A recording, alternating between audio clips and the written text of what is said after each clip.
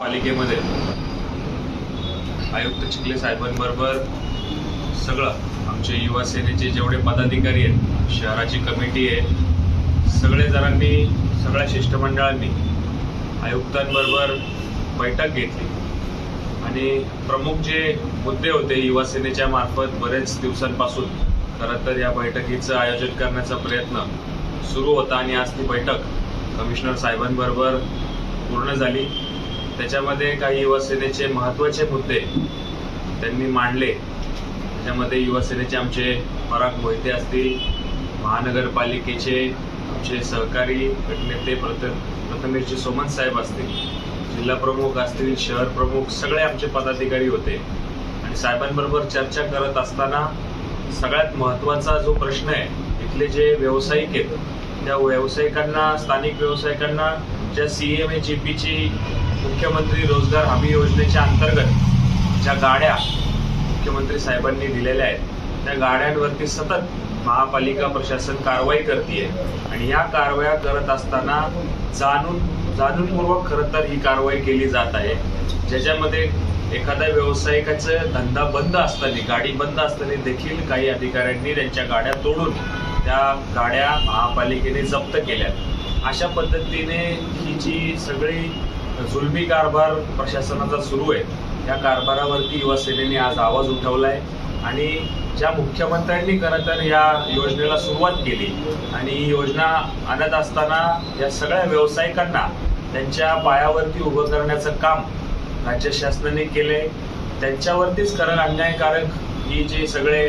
प्रशासन त्यांच्या बाबतीमध्ये कारवाया करते, या कारवायाचा निषेध करण्याकरता खरं तर आज आम्ही कमिशनर साहेबांना भेटलो। त्याच्यामध्ये कमिशनर साहेबांबरोबर चर्चा करत असताना असं ठरलं की या संपूर्ण जी ही CMHEP योजना आहे, या योजनेमध्ये ज्या सगळ्या व्यावसायिकांना प्रशासनाच्या माध्यमातून राज्य शासनाने ज्या गाड्या दिल्यात, या गाड्या देत असताना एक SOP तयार करून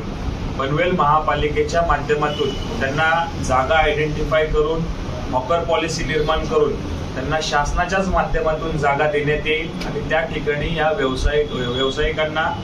जागा देऊन तिथं त्यांना त्यांचा व्यवसाय करता येईल आणि कुठल्याच प्रकारचा अन्याय या सगळ्या आपल्या नागरिकांवरती होणार नाही, यासाठी प्रामुख्याने आजची ही बैठक झाली। त्याच माध्यमातून जे रोजगार हमी निर्मिती योजना आहे, या मोबाईल विक्री करते व्यावसायिकांना देखील दिलासा आणि त्यांना एक चांगली जागा उपलब्ध करून त्या ठिकाणी जे बंदीचे आदेश आहे ते रद्द करण्यासाठी देखील कमिशनरांसोबत चर्चा झाली। त्याच पद्धतीने जे आम्हाला युवा सेनेची आमच्या राज्यामध्ये आदरणीय पूर्वेशभाई सरनाईक यांनी एक योजना आणली आहे, जे ड्रग्समध्ये मुलं खरं तर त्या ठिकाणी गेलेले आहेत, त्यांच्यासाठी एक रिहॅबिलिटेशन सेंटर पनवेल महानगरपालिकेच्या माध्यमातून करण्यात यावं, त्या अनुषंगाने देखील महत्त्वपूर्ण आज बैठक कमिशनर साहेबांबरोबर झाली आहे आणि एक जागा महापालिकेच्या माध्यमातून आयडेंटिफाय करून त्या ठिकाणी रिहॅबिलिटेशन सेंटर पनवेल महानगरपालिकेच्या माध्यमातून होईल, ज्याच्यामध्ये या सगळ्या मुलांना त्या ठिकाणी त्यांच्यावरती चांगल्या पद्धतीने प्रशासनाच्या माध्यमातून त्यांना सोयी सुविधा देण्यात येतील, अशा पद्धतीची बैठक आज कमिशनर साहेबांबरोबर झाली आणि आगामी काळामध्ये देखील आपलं ते रेल्वे स्थानकाच्या जवळ जो सगळं पावसामुळं पाणी साठतोय आणि तिथल्या सगळ्या नागरिकांना ज्या त्या त्रासांमधनं जावं लागतंय, त्याच्यावरती देखील ते पाणी कशा पद्धतीने त्या ठिकाणी आपल्याला चॅनल्स निर्माण करून पावसाचं पाणी व्यवस्थित रूपात त्याला बाहेर काढता येईल, अशा पद्धतीने ज्या भागातील काही भागांमध्ये जिथं खूप पद्धतीने पाणी साठतंय ते देखील चर्चा कमिशनरांबरोबर करून त्या ठिकाणी देखील त्वरित महापालिका प्रशासनाच्या माध्यमातून जी योजना करायची पाणी काढण्यासाठी त्यावरती देखील चर्चा झाली। अशा वेगवेगळ्या मुद्द्यांवरती आज कमिशनर साहेबांवरती आमच्या सगळ्या शिष्टमंडळाची चर्चा झाली आहे आणि आगामी काळामध्ये लवकरात लवकर प्रशासन त्याच्यावरती त्वरित कारवाई करेल असं आश्वासन देखील आम्हाला कमिशनर साहेबांनी आज त्यानिमित्ताने दिलेलं आहे। ज्या काही गाड्यांवर कारवाई केली जाते त्या गाड्या जवळपास 6.5 ते 7.5 लाख असं किमतीमध्ये मिळतात आणि महिलांनी जर ती गाडी घेतली तर 1 लाखाची सबसिडी मिळते आणि अशा प्रकारे जर महिला आणि जी बालकल्याण योजनेच्या सभापती असतील त्यांच्यामार्फत जर ही योजना राबवली आणखी तर अजून महिला सक्षम होतील, मग ते करण्याऐवजी कारवाई केली जाते। नक्कीच या राज्याचे माजी मुख्यमंत्री, आमचे नेते, राज्याचे सन्माननीय उपमुख्यमंत्री एकनाथजी शिंदे साहेब यांनी जी आपल्या सगळ्या महिलांकरता, माई भगिनींसाठी ज्या योजना आणल्या, त्या योजनेअंतर्गत खरं तर ही योजना सुरुवात झाली आणि त्यामध्ये महिलांना त्यांच्या पायावरती उभं करण्याचं काम आदरणीय साहेबांनी त्या निमित्ताने केलं आणि त्याच्यावरती महापालिका प्रशासन अशा पद्धतीने कडक कारवाई करते याचा निषेधार्थ युवा सेनेने आज नोंदवलाय, ज्याच्यामध्ये कमिशनर साहेबांना आम्ही